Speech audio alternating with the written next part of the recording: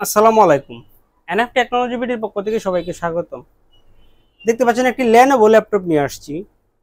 এটার model ThinkPad E460।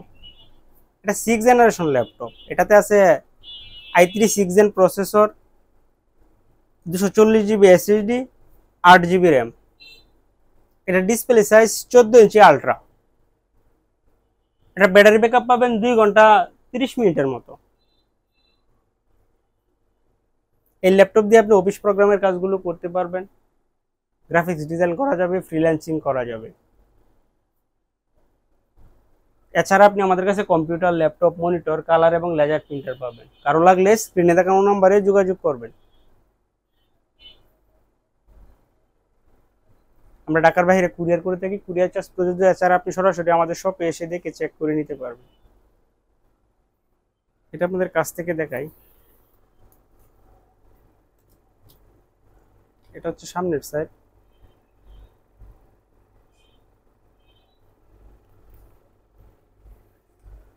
এটা হলো উপরের সাইড,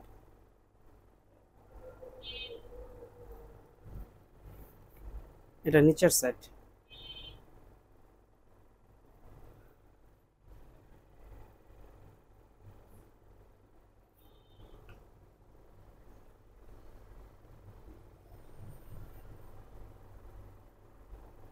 ফিঙ্গারপ্রিন্ট আছে এটাতে।